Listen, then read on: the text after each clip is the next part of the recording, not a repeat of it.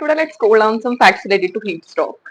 सबसे पहले तो हीट स्ट्रोक है क्या? हीट स्ट्रोक वो कंडीशन है जिसमें किसी भी इंसान का या पेशेंट का बहुत ज्यादा हीट एक्सपोज होने की वजह से उसका जो बॉडी का जो टेम्परेचर है वो बहुत बढ़ जाता है। जो बॉडी का टेम्परेचर रेगुलेट करने की जो पावर है वो फेल कर जाती है।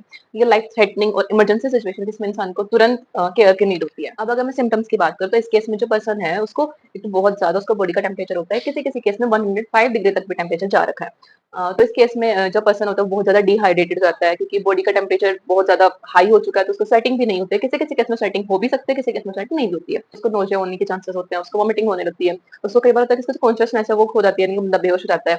उसके अलावा उसको कंफ्यूजन होती है, उसको कन्वल्शंस नहीं दौरे पड़ सकते हैं। तो इसकी मैनेजमेंट हमें कैसे करनी है? तो सबसे पहले तो जो इंसान है उसको हमें थोड़ा ठंडे प्लेस में लेके जाना है, जैसे कि कोई एसी वाला रूम हो गया, फिर अगर कहीं बाहर रोड वगैरह पे है तो जैसे कि कोई छाया वाली जो जगह हो गई हमें वहां पे लेके जाना है। उसके बाद हमें उस इंसान को थोड़ा ठंडा करना है। ठंडा करने के लिए हम उसको ठंडे पानी की पट्टी कर सकते हैं, या फिर हम उसके ऊपर अगर चाहें तो उसके ऊपर ठंडा टॉवल भी रख सकते हैं। टॉवल ना हो तो हम उस केस में ठंडे पानी से जो हैंकी होता है उसको भिगो के उसको भी लगा सकते हैं। पट्टी वगैरह लगाने के बाद हमें इंसान को उसको फ्लूइड्स देने हैं, यानी कि जितना उसको तरल पदार्थ पिला सके वो सब देना है। अगर आपके पास कुछ भी नहीं है तो आप सिंपल उसको पानी भी पिला सकते हैं, दैट इज मच बेटर। वरना तो ओआरएस आप दे सकते हैं, कोई ग्लूकोन डी हो गई, ये सब आप लोग दे सकते हैं।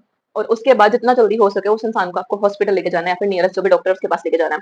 अब अगर मेन चीज इतनी गर्मी में प्रिवेंशन कैसे कर सकते हैं, यानी कि हम हीट स्ट्रोक को कैसे होने से बचा सकते हैं? तो सबसे पहले तो जितना हो सके, जितनी धूप वाला जो टाइम होता है, यानी कि दोपहर के 11 बजे से लेकर शाम के 4 बजे तक का जो टाइम है, जिस टाइम पे टेम्परेचर पीक पे होता है, उस टाइम पे अवॉइड करें बाहर जाना। बट अगर फिर भी आपको बाहर जाना ही है तो जो कपड़े हैं उनको लूज क्लोथिंग पहनकर जाएं, बहुत ज्यादा टाइट कपड़े ना पहने।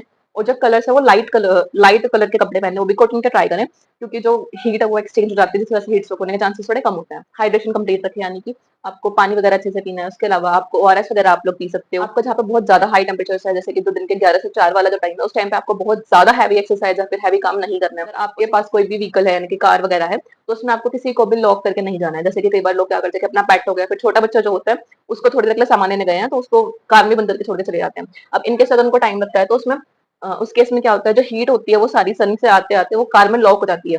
तो एक टाइम पर उसमें बहुत ज्यादा गर्मी हो जाती है, जिस वजह से उसमें सांस लेने तक में भी दिक्कत हो सकती है। तो आपको किसी को भी कार में या फिर किसी व्हीकल में छोड़ के नहीं जाना है। और आपको अपने डाइट में इलेक्ट्रोलाइट रिच जो भी डाइट है वो लेनी है, जैसे कि आपको ओआरएस वगैरह पीना है, नींबू पानी वगैरह पी सकते हैं, शिकंजी है, ये सब अपनी डाइट में ऐड करें, दही वगैरह ज्यादा खाएं।